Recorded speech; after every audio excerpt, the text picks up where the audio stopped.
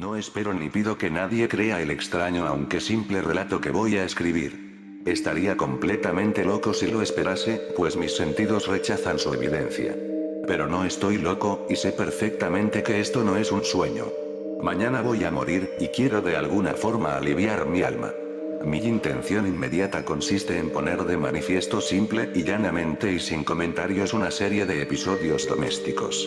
Las consecuencias de estos episodios me han aterrorizado, me han torturado y, por fin, me han destruido. Pero no voy a explicarlos. Si para mí han sido horribles, para otros resultarán menos espantosos que barroques. En el futuro, quizá aparezca alguien cuya inteligencia reduzca mis fantasmas a lugares comunes, una inteligencia más tranquila, más lógica y mucho menos excitable que la mía, capaz de ver en las circunstancias que voy a describir con miedo una simple sucesión de causas y efectos naturales. Desde la infancia sobresalí por docilidad y bondad de carácter. La ternura de corazón era tan grande que llegué a convertirme en objeto de burla para mis compañeros. Me gustaban, de forma singular, los animales, y mis padres me permitían tener una variedad muy amplia. Pasaba la mayor parte de mi tiempo con ellos y nunca me sentía tan feliz como cuando les daba de comer y los acariciaba. Este rasgo de mi carácter crecía conmigo y, cuando llegué a la madurez, me proporcionó uno de los mayores placeres. Quienes han sentido alguna vez afecto por un perro fiel y sagaz no necesitan que me moleste en explicarles la naturaleza o la intensidad de la satisfacción que se recibe. Hay algo en el generoso y abnegado amor de un animal que llega directamente al corazón del que con frecuencia ha probado la falsa amistad y frágil fidelidad del hombre. Me casé joven y tuve la alegría de que mi mujer compartiera mis preferencias. Cuando advirtió que me gustaban los animales domésticos, no perdía ocasión para proporcionarme los más agradables. Teníamos pájaros, peces de colores, un hermoso perro, conejos, un mono pequeño y un gato. Este último era un hermoso animal, bastante grande, completamente negro y de una sagacidad asombrosa. Cuando se refería a su inteligencia, mi mujer, que en el fondo era bastante supersticiosa, aludía con frecuencia a la antigua creencia popular de que todos los gatos negros eran brujas disfrazadas. No quiero decir que lo creyera en serio, y solo menciono el asunto porque acabo de recordarla. Pluto, pues así se llamaba el gato, era mi favorito y mi camarada. Solo yo le daba de comer, y él en casa me seguía por todas partes. Incluso me resultaba difícil impedirle que siguiera mis pasos por la calle. Nuestra amistad duró varios años, en el transcurso de los cuales mi temperamento y mi carácter, por causa del demonio intemperancia, y me pongo rojo al confesarlo, se habían alterado radicalmente. Día a día me fui volviendo más irritable, malhumorado e indiferente hacia los sentimientos ajenos. Llegué, incluso, a usar palabras duras con mi mujer, y terminé recurriendo a la violencia física. Por supuesto, mis favoritos sintieron también el cambio de mi carácter. No solo los descuidaba, sino que llegué a hacerles daño. Sin embargo, hacia Pluto sentía el suficiente respeto como para abstenerme de maltratarlo, cosa que hacía con los conejos, el mono y hasta el perro, cuando, por casualidad o por afecto, se cruzaban en mi camino. Pero mi enfermedad empeoraba, pues, ¿qué enfermedad se puede comparar con el alcohol? Y al fin incluso Pluto, que ya empezaba a ser viejo y, por tanto, irritable, empezó a sufrir las consecuencias de mi mal humor. Una noche en que volvía a casa completamente borracho, después de una de mis correrías por el centro de la ciudad, me pareció que el gato evitaba mi presencia. Lo agarré y, asustado por mi violencia, me mordió ligeramente en la mano. Al instante se apoderó de mí una furia de diablos y ya no supe lo que hacía. Fue como si la raíz de mi alma se separaba de un golpe del cuerpo, y una maldad más que diabólica, alimentada por la ginebra, estremeció cada fibra de mi ser. Saqué del bolsillo del chaleco un cortaplumas, lo abrí mientras seguía sujetando al pobre animal por el pescuezo y deliberadamente le saqué un ojo. Me pongo más rojo que un tomate, siento vergüenza, tiemblo mientras escribo tan reprochable atrocidad. Cuando me volvió la razón con la mañana, cuando el sueño hubo disipado los vapores de la orgía nocturna, sentí que el horror se mezclaba con el remordimiento ante el crimen del que era culpable, pero solo era un sentimiento débil y equívoco, y no llegó a tocar mi alma. Otra vez me hundí en los excesos y pronto ahogué en vino los recuerdos de lo sucedido. El gato mientras tanto mejoraba lentamente. La cuenca del ojo perdido presentaba un horrible aspecto, pero el animal parecía que ya no sufría. Se paseaba, como de costumbre, por la casa. Aunque, como se puede imaginar, huía aterrorizado al verme. Me quedaba bastante de mi antigua forma de ser para sentirme agraviado por la evidente antipatía de un animal que una vez me había querido tanto. Pero ese sentimiento pronto cedió paso a la irritación. Y entonces se presentó, para mi derrota final e irrevocable, el espíritu de la perversidad. La filosofía no tiene en cuenta a este espíritu. Sin embargo, estoy tan seguro de que mi alma existe como de que la perversidad es uno de los impulsos primordiales del corazón humano, una de las facultades primarias indivisibles, uno de los sentimientos que dirigen el carácter del hombre. Quien no se ha sorprendido a sí mismo 100 veces en los momentos en que cometía una acción estúpida o malvada por la simple razón de que no debía cometerla? ¿No hay en nosotros una tendencia permanente, que nos enfrenta con el sentido común, a transgredir lo que constituye la ley por el simple hecho de serlo, existir? Este espíritu de perversidad se presentó, como he dicho, en mi caída final. Y ese insondable anhelo que tenía el alma de vejarse a sí misma, de violentar su naturaleza, de hacer el mal por el mal mismo, me empujó a continuar y finalmente a consumar el suplicio que había infligido al inocente animal. Una mañana, a sangre fría, le pasé un lazo por el pescuezo y lo ahorqué en la rama de un árbol, lo ahorqué mientras las lágrimas me brotaban de los ojos y el más amargo remordimiento me retorcía el corazón. Lo ahorqué porque recordaba que me había querido y porque estaba seguro de que no me había dado motivos para matarlo. Lo ahorqué porque sabía que, al hacerlo, cometía un pecado mortal que pondría en peligro mi alma hasta llevarla, si esto fuera posible, más allá del alcance de la infinita misericordia del Dios más misericordioso y más terrible. La noche del día en que cometí ese acto cruel me despertaron gritos de fuego. La ropa de mi cama era una llama, y toda la casa estaba ardiendo. Con gran dificultad pudimos escapar del incendio mi mujer, un criado y yo. Todo quedó destruido. Mis bienes terrenales se perdieron y desde ese momento no me quedó más remedio que resignarme. No caeré en la debilidad de establecer una relación de causa y efecto entre el desastre y la acción criminal que cometí. Simplemente me limito a detallar una cadena de hechos, y no quiero dejar suelto ningún eslabón. Al día siguiente del incendio visité las ruinas. Todas las paredes, salvo una, se habían desplomado. La que quedaba en pie era un tabique divisorio, de poco espesor, situado en el centro de la casa, y contra el cual antes se apoyaba la cabecera de mi cama. El yeso del tabique había aguantado la acción del fuego, algo que atribuía a su reciente aplicación. Una apretada muchedumbre se había reunido alrededor de esta pared, y varias personas parecían examinar parte de la misma atenta y minuciosamente. Las palabras, extraño, curioso, y otras parecidas despertaron mi curiosidad. Al acercarme más vi que en la blanca superficie, grabada en bajo relieve, aparecía la figura de un gigantesco gato. El contorno tenía una nitidez verdaderamente extraordinaria. Había una cuerda alrededor del pescuezo del animal. Al descubrir esta aparición, ya que no podía considerarla otra cosa, el asombro y el terror me dominaron. Pero la reflexión vino en mi ayuda. Recordé que había ahorcado al gato en un jardín colindante con la casa. Cuando se produjo la alarma del incendio, la gente invadió inmediatamente el jardín. Alguien debió cortar la soga y tirar al gato en mi habitación por la ventana abierta. Sin duda habían tratado así de despertarse. Probablemente la caída de las paredes comprimió a la víctima de mi crueldad contra el yeso recién encalado, cuya cal, junto con la acción de las llamas y el amoníaco del cadáver, produjo la imagen que ahora veía. Aunque, con estas explicaciones, quedó satisfecha mi razón, pero no mi conciencia, sobre el asombroso hecho que acabo de describir, lo ocurrido impresionó profundamente mi imaginación. Durante meses no pude librarme del fantasma del gato, y en todo ese tiempo dominó mi espíritu un sentimiento informe, que se parecía, sin serlo, al remordimiento.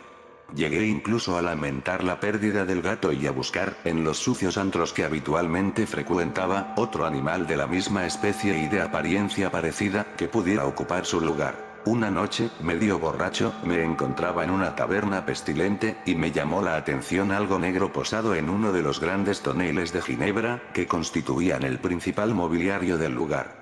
Durante unos minutos había estado mirando fijamente ese tonel y me sorprendió no haber advertido antes la presencia de la mancha negra de encima. Me acerqué a él y lo toqué con la mano. Era un gato negro, un gato muy grande, tan grande como Pluto y exactamente igual a este, salvo en un detalle. Pluto no tenía ni un pelo blanco en el cuerpo, mientras este gato mostraba una mancha blanca, tan grande como indefinida, que le cubría casi todo el pecho. Al acariciarlo, se levantó enseguida, empezó a ronronear con fuerza, se restregó contra mi mano y pareció encantado de mis cuitas. Había encontrado al animal que estaba buscando. Inmediatamente propuse comprárselo al tabernero, pero me contestó que no era suyo, y que no lo había visto nunca antes ni sabía nada del gato. Seguí acariciando al gato y, cuando iba a irme a casa, el animal se mostró dispuesto a acompañarme. Le permití que lo hiciera, parándome una y otra vez para agacharme y acariciarlo. Cuando estuvo en casa, se acostumbró enseguida y pronto se convirtió en el gran favorito de mi mujer. Por mi parte, pronto sentí que nacía en mí una antipatía hacia el animal. Era exactamente lo contrario de lo que yo había esperado, pero, sin que pueda justificar cómo ni por qué, su evidente afecto por mí me disgustaba y me irritaba. Lentamente tales sentimientos de disgusto y molestia se transformaron en la amargura del odio. Procuraba no encontrarme con el animal. Un resto de vergüenza y el recuerdo de mi acto de crueldad me frenaban de maltratarlo. Durante algunas semanas no le pegué ni fue la víctima de mi violencia. Pero gradualmente, muy gradualmente, llegué a sentir una inexpresable repugnancia por él y a huir en silencio de su odiosa presencia, como si fuera un brote de peste. Lo que probablemente contribuyó a aumentar mi odio hacia el animal fue descubrir, a la mañana siguiente de haberlo traído a casa, que aquel gato, igual que Pluto, no tenía un ojo. Sin embargo, fue precisamente esta circunstancia la que le hizo más agradable a los ojos de mi mujer, quien, como ya dije, poseía en alto grado esos sentimientos humanitarios que una vez fueron mi rasgo distintivo y la fuente de mis placeres más simples y puros. El cariño del gato hacia mí parecía aumentar en la misma proporción que mi aversión hacia él. Seguía mis pasos con una testarudez que me resultaría difícil hacer comprender al lector. Donde quiera que me sentara venía a agazaparse bajo mi silla o saltaba a mis rodillas, cubriéndome con sus repugnantes caricias. Si me ponía a pasear, se metía entre mis pies y así, casi, me hacía caer, o clavaba sus largas y afiladas garras en mi ropa, y de esa forma trepaba hasta mi pecho. En esos momentos, aunque deseaba hacerlo desaparecer de un golpe, me sentía completamente paralizado por el recuerdo de mi crimen anterior, pero sobre todo, y quiero confesarlo aquí, por un terrible temor al animal. Aquel temor no era exactamente miedo a un mal físico, y, sin embargo, no sabría definirlo de otra manera. Me siento casi avergonzado de admitir, sí, aún en esta celda de criminales me siento casi avergonzado de admitir que el terror, el horror que me causaba aquel animal, era alimentado por una de las más insensatas quimeras que fuera posible concebir. Más de una vez mi mujer me había llamado la atención sobre la forma de la mancha de pelo blanco, de la cual ya he hablado, y que constituía la única diferencia entre este extraño animal y el que yo había matado. El lector recordará que esta mancha, aunque era grande, había sido al principio muy indefinida, pero, gradualmente, de forma casi imperceptible mi razón tuvo que luchar durante largo tiempo para rechazarla como imaginaria, la mancha iba adquiriendo una rigurosa nitidez en sus contornos. Ahora ya representaba algo que me hace temblar cuando lo nombro, y por eso odiaba, temía y me habría librado del monstruo si me hubiese atrevido a hacerlo. Representaba, digo, la imagen de una cosa atroz, siniestra, la imagen del patíbulo. Oh lúgubre y terrible máquina del horror y del crimen, de la agonía y de la muerte. Y entonces me sentí más miserable que todas las miserias del mundo juntas. Pensar que una bestia, cuyo semejante yo había destruido desdeñosamente, una bestia era capaz de producir esa angustia tan insoportable sobre mí, un hombre creado a imagen y semejanza de Dios. Ay, ni de día ni de noche pude ya gozar de la bendición del descanso. De día, ese animal no me dejaba ni un instante solo, y de noche, me despertaba sobresaltado por sueños horrorosos, sintiendo el ardiente aliento de aquella cosa en mi rostro y su enorme peso en carnada pesadilla que no podía quitarme de encima, apoyado eternamente sobre mi corazón. Bajo la opresión de estos tormentos, sucumbió todo lo poco que me quedaba de bueno. Solo los malos pensamientos disfrutaban de mi intimidad, los más retorcidos, los más perversos pensamientos. La tristeza habitual de mi mal humor terminó convirtiéndose en aborrecimiento de todo lo que estaba a mi alrededor y de toda la humanidad. Y mi mujer, que no se quejaba de nada, llegó a ser la más habitual y paciente víctima de las repentinas y frecuentes explosiones incontroladas de furia a las que me abandonaba. Un día, por una tarea doméstica, me acompañó al sótano de la vieja casa donde nuestra pobreza nos obligaba a vivir. El gato me siguió escaleras abajo y casi me hizo caer de cabeza, por lo que me desesperé casi hasta volverme loco. Alzando un hacha y olvidando en mi rabia los temores infantiles que hasta entonces habían detenido mi mano, lancé un golpe que hubiera causado la muerte instantánea del animal si lo hubiera alcanzado. Pero la mano de mi mujer detuvo el golpe. Su intervención me llenó de una rabia más que demoníaca. Me solté de su abrazo y le hundí el hacha en la cabeza. Cayó muerta a mis pies, sin un quejido. Consumado el horrible asesinato, me dediqué urgentemente y a sangre fría a la tarea de ocultar el cuerpo. Sabía que no podía sacarlo de casa, ni de día ni de noche, sin correr el riesgo de que los vecinos me vieran. Se me ocurrieron varias ideas. Por un momento pensé descuartizar el cadáver y quemarlo a trozos. Después se me ocurrió cavar una tumba en el piso del sótano. Luego consideré si no convenía arrojarlo al pozo del patio, o meterlo en una caja, como si fueran mercancías, y, con los trámites normales, y llamar a un mozo de cuerda para que lo retirase de la casa. Por fin, di con lo que me pareció el mejor recurso.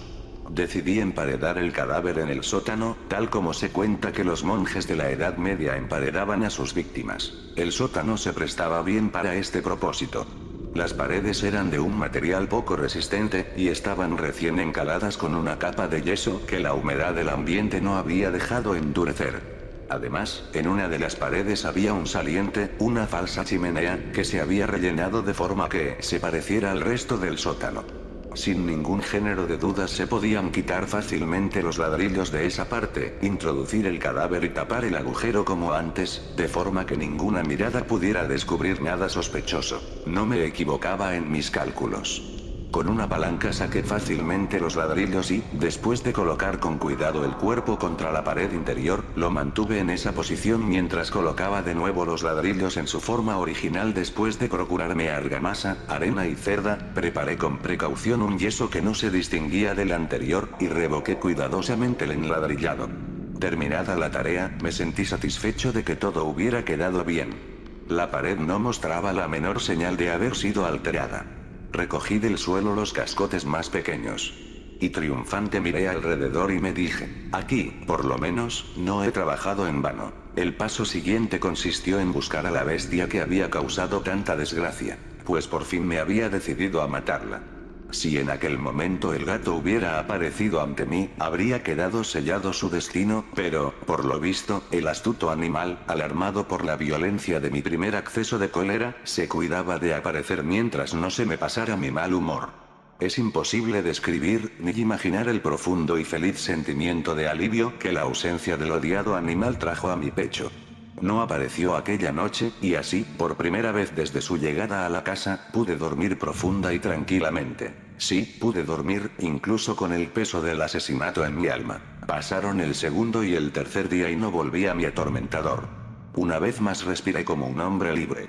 El monstruo aterrorizado había huido de casa para siempre. No volvería a verlo.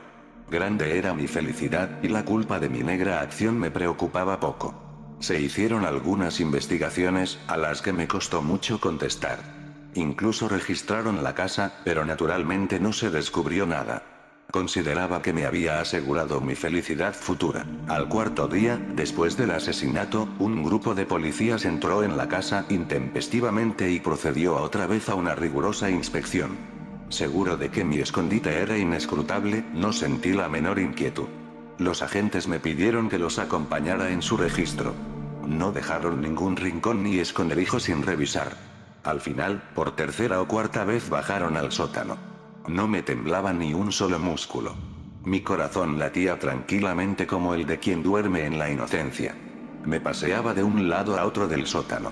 Había cruzado los brazos sobre el pecho e iba tranquilamente de acá para allá.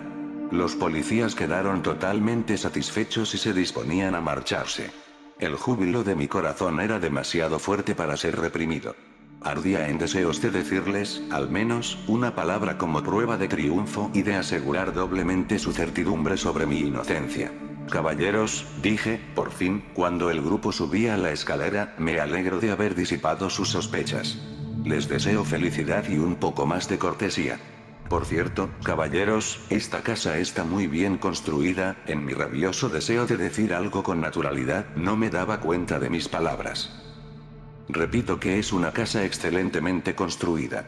Estas paredes, ya se van ustedes, caballeros. Estas paredes son de gran solidez. Y entonces, empujado por el frenesí de mis bravatas, golpeé fuertemente con el bastón que llevaba en la mano sobre la pared de ladrillo tras la cual estaba el cadáver de la esposa de mi alma. Que Dios me proteja y me libre de las garras del archidemonio. Apenas había cesado el eco de mis golpes, y una voz me contestó desde dentro de la tumba. Un quejido, ahogado y entrecortado al principio, como el sollozar de un niño, que luego creció rápidamente hasta convertirse en un largo, agudo y continuo grito, completamente anormal e inhumano, un aullido, un alarido quejumbroso, mezcla de horror y de triunfo, como solo puede surgir en el infierno de la garganta de los condenados en su agonía y de los demonios gozosos en la condenación. Hablar de lo que pensé en ese momento es una locura. Presa de vértigo, fui tambaleándome hasta la pared de enfrente.